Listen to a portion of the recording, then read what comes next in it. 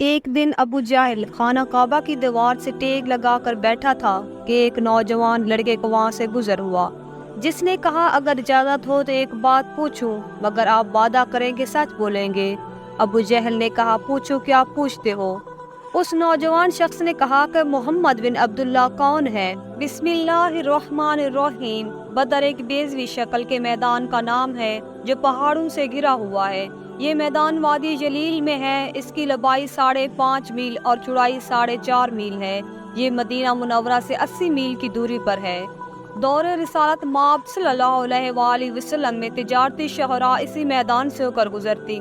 مکہ اور مدینہ جانے کے راستے بھی اسی مقام پر ملتے۔ بحر احمر کا ساحل یہاں سے تقریباً 7 میل کے فاصلے پر ہے۔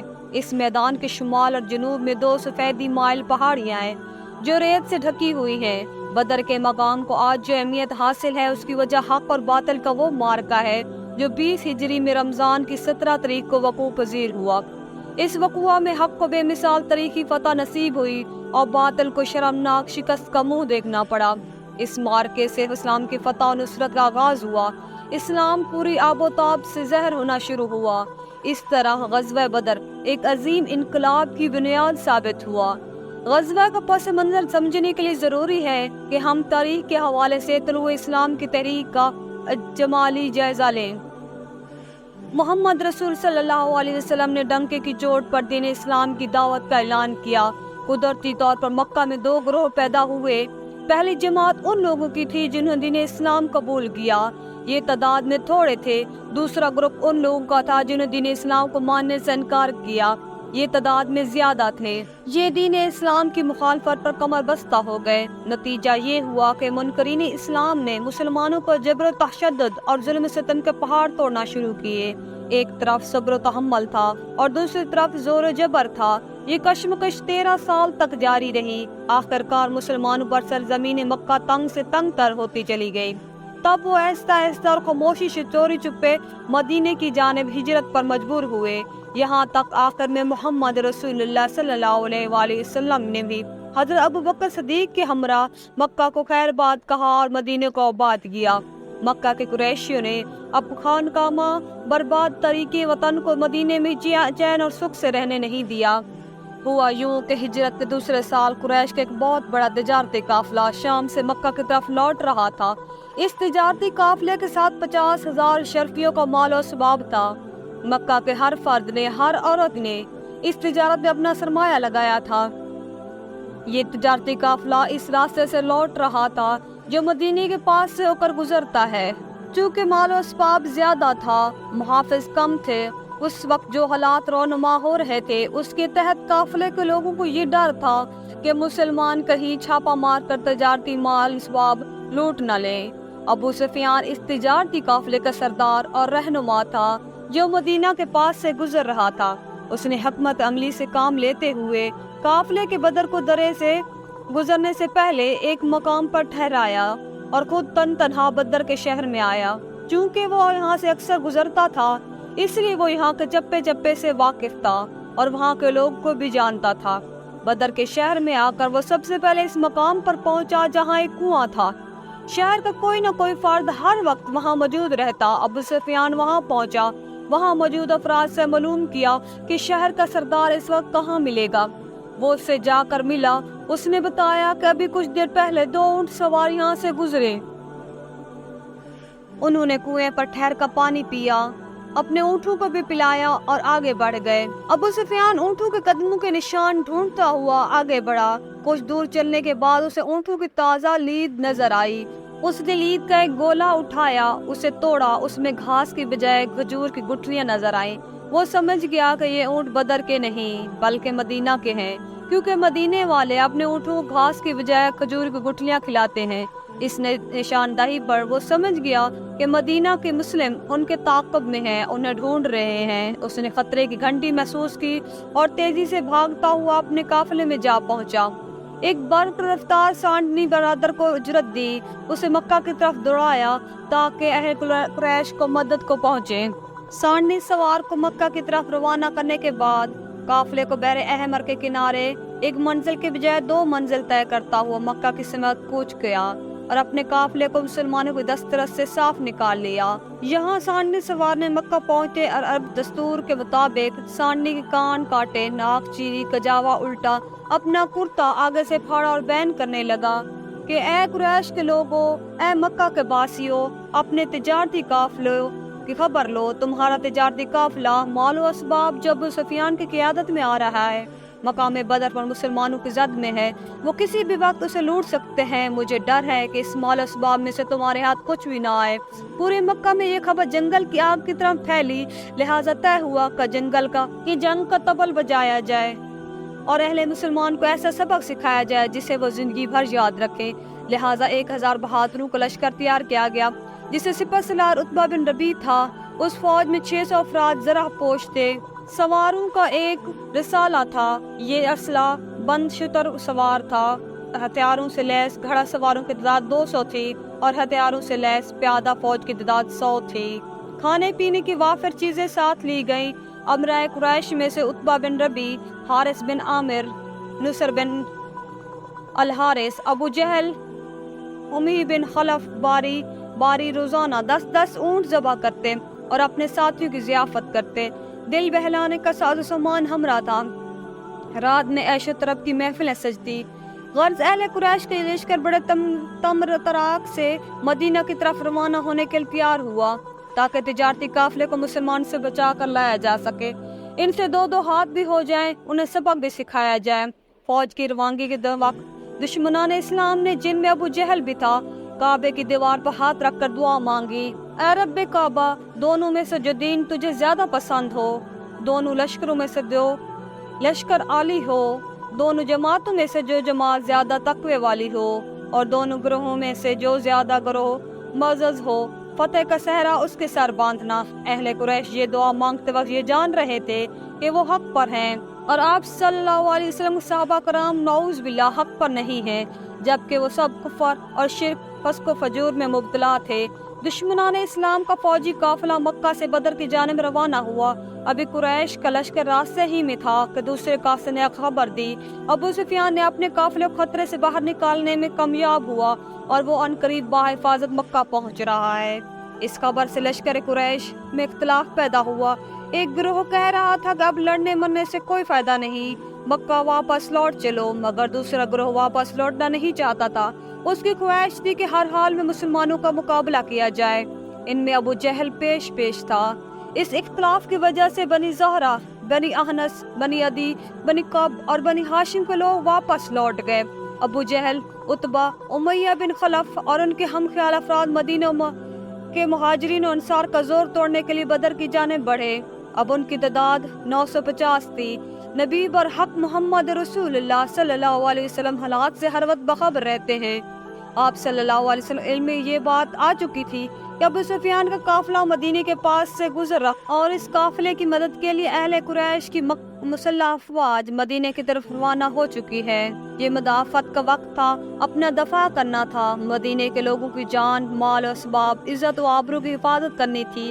لہٰذا آپ صلی اللہ علیہ وسلم مہاجرین اور انصار کو ایک جگہ جمع کیا، ان کے سامنے صورتحال رکھی کہ ایک طرف اہل قریش کا تجارتی قافلہ ہے جس کے پاس کروڑ ہار روپے کا مال و اسباب ہے، جو مدینے کی ریاست مکہ کی طرف جا رہا ہے۔ دوسری طرف دشمنان اسلام کی فوج جنوبی راستے سے مدینے کی طرف پیش قدمی کر رہی ہے۔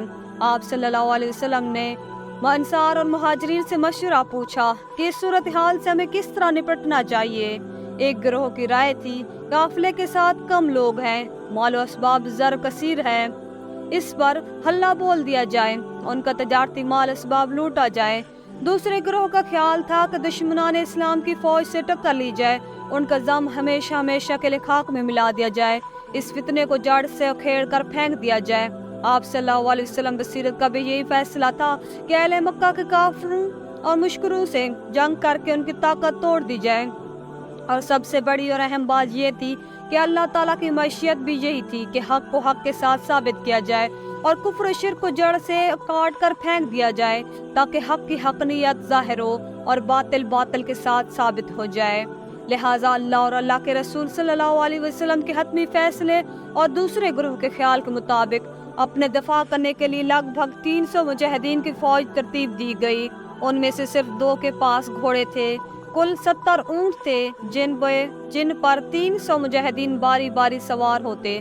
رسول اکرم نبی محترم محمد مصطفیٰ صلی اللہ علیہ وآلہ وسلم نے بذات خود اس فوج کی قیادت فرمائی۔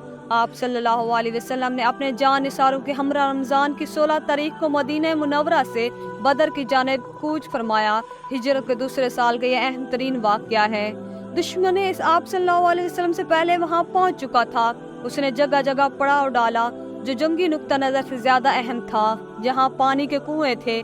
اس لیے آپ صلی اللہ علیہ وسلم نے بے حالت مجبوری کنویں کے شمال مشرقی سمت میں ایک اونچے ٹیلے پر قیام فرمایا، جہاں بازو نے وہاں ایک جھوپڑی یا سائبان بنا دیا تاکہ آپ صلی اللہ علیہ وسلم بحیثیت سپہ سالار اعظم وہاں سے میدان جنگ کا مشاہدہ کر سکے، حالات کا جائزہ لے سکے، وقتاً فوقتاً ہدایات جاری کر سکے۔ سائبان کے پیچھے 2 برق رفتار سانڈیاں باندھی گئیں تاکہ خدا نخواستہ میدان جنگ کا نقشہ پلٹ گیا تو اور اہل اسلام کو شکست کا منہ دیکھنا پڑا تو ایسے نازک موقع پر آپ صلی اللہ علیہ وسلم ان پر سوار ہو کر مدینہ منورہ مراجعت کر سکیں۔ سامنے نشیب میں کفاران مکہ، مشرکین قریش اور دشمنان اسلام کا پرشکوہ لشکر پڑاؤ ڈالے ہوئے تھا۔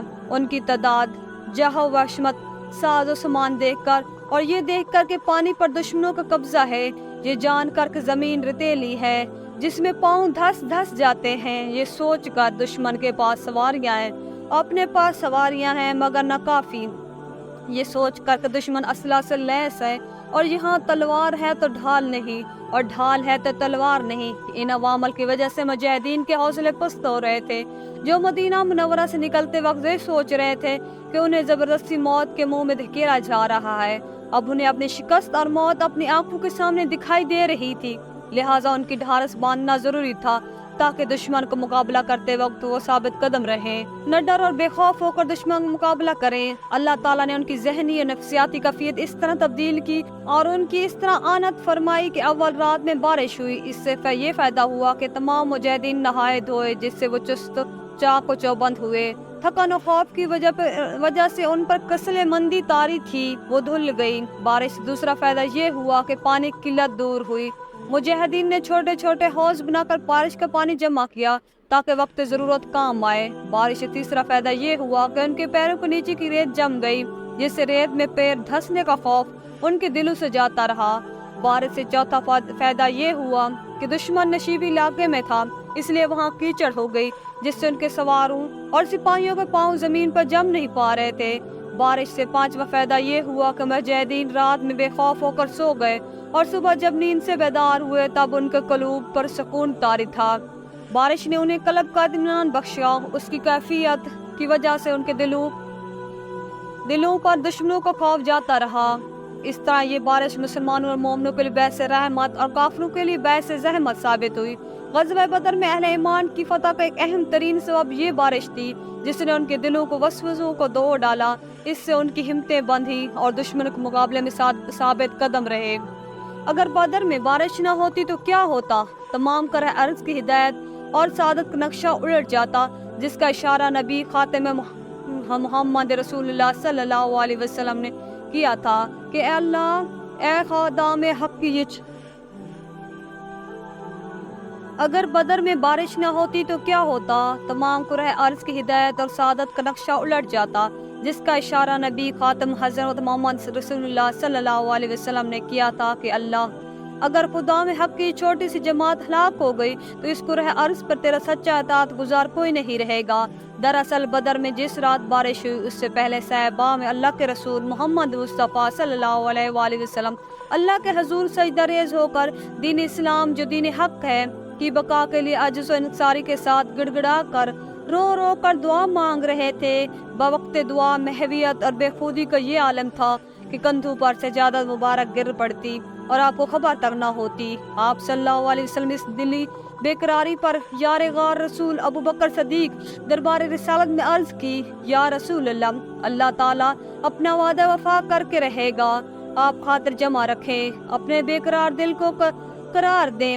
آپ صلی اللہ علیہ وسلم دعا مانگ رہے تھے، اے اللہ، یہ قریش، یہ بطلان حق کیل کانٹوں سے لیس ہو کر غرور نخوت کے ساتھ یہاں آئے ہیں، ताकि तेरे रसूल सल्लल्लाहु अलैहि वसल्लम को झूठा साबित करें। ए अल्लाह, तेरी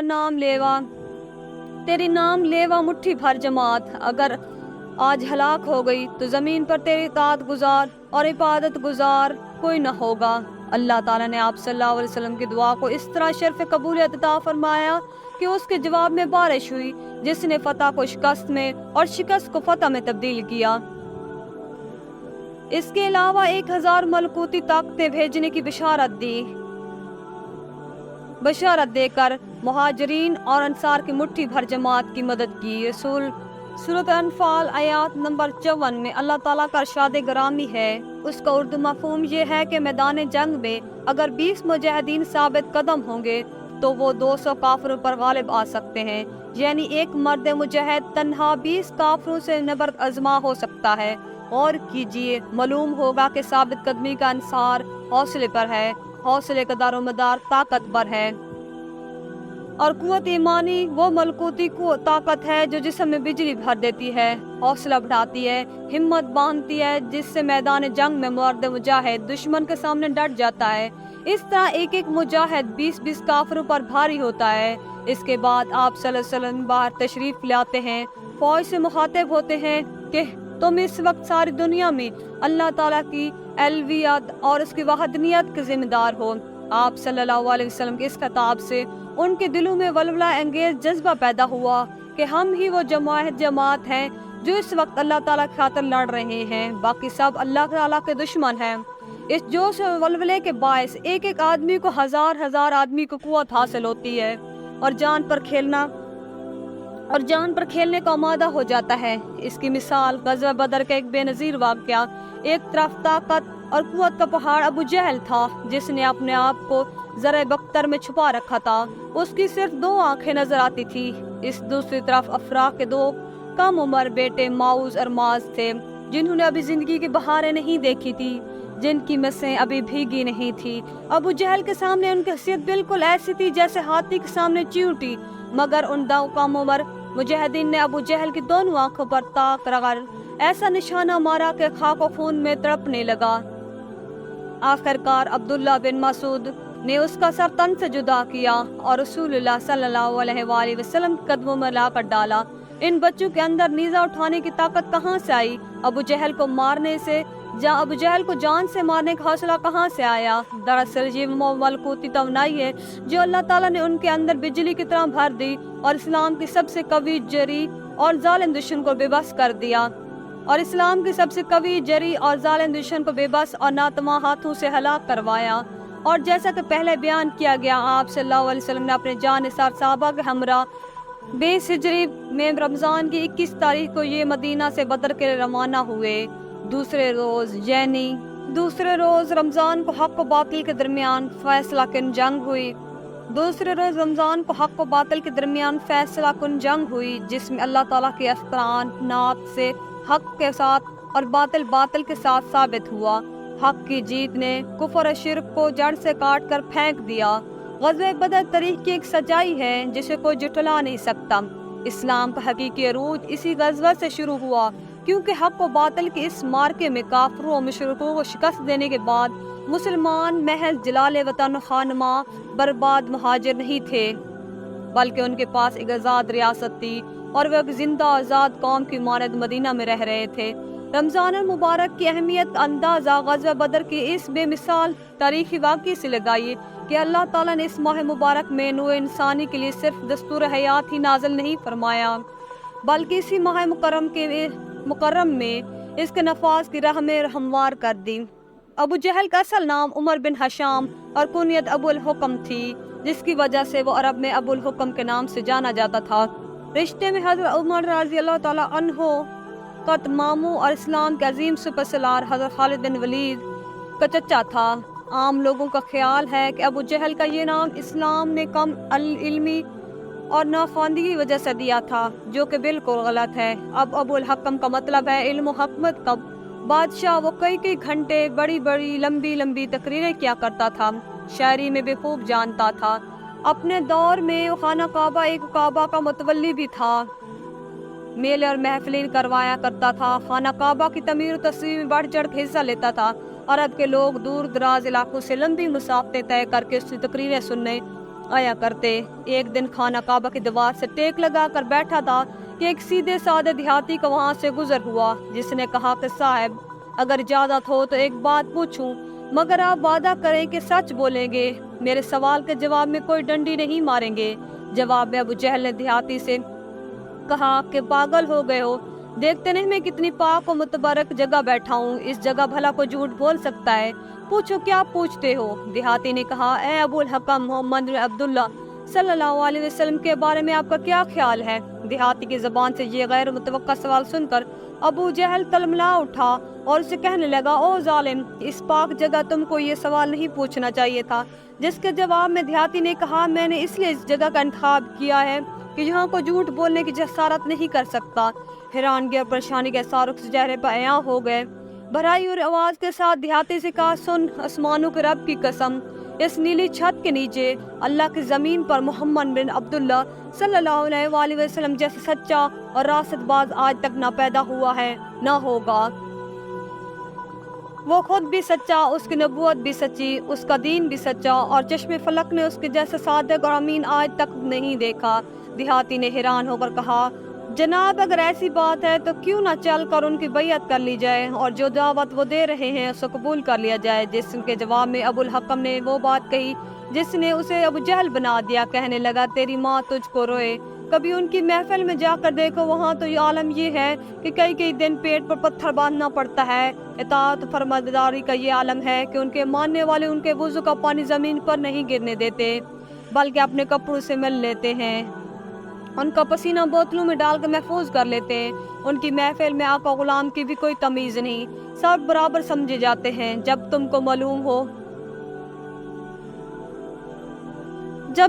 معلوم ہے میں قریش کے ایک مانا اور جانا ہوا سردار ہوں، لوگ میری قدم بوسی کرنے کے طول و عرض سے میرے آستانے پر حاضری دیتے ہیں، اپنا مال و متاع عطا نذرانے کے طور پر پیش کرتے ہیں، اور کوئی غلام میرے سامنے بیٹھنے کی جرت نہیں کرتا، تو تمہارا کیا خیال ہے میں جاہ و حشمت، یہ شان و شوکت قربان کر کے ان کے قدموں میں جا بیٹھوں؟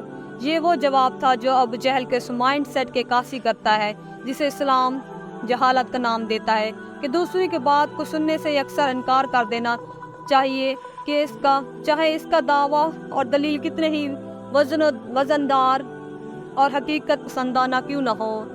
عمر بن حشام کو ابو جہل یوں نہیں کہا گیا، بلکہ ایک بار تو ایسا بھی ہوا، بڑی تیز بارش اور آندھی طوفان تھا، ابو جہل کے دروازے پہ دستک ہوئی تو اس نے اپنی بیوی سے کہا کہ اتنے خراب موسم میں میرے دروازے تک آنے والا جو بھی سوال کرے گا، مجھے لات و عزا کی قسم میں انکار نہیں کروں گا۔ جب دروازے پر پہنچا تو دیکھا کائنات انسانی کا سب سے شریف اور سچا انسان، جس کی چوکھٹ پہ فرشتے بھی ادب سے حاضر ہوتے ہیں، اپنے چودھویں کے جان سے زیادہ خوبصورت چہرے پر دل و موہ لینے والی مسکراہٹ کے ساتھ اللہ تبارک و تعالیٰ کی عدنیت و کبرائی کا علم لیے کھڑا ہے اور اپنے معصوم لبوں سے دلیل اور منطق کی انمول مورتی بکھیر رہا ہے۔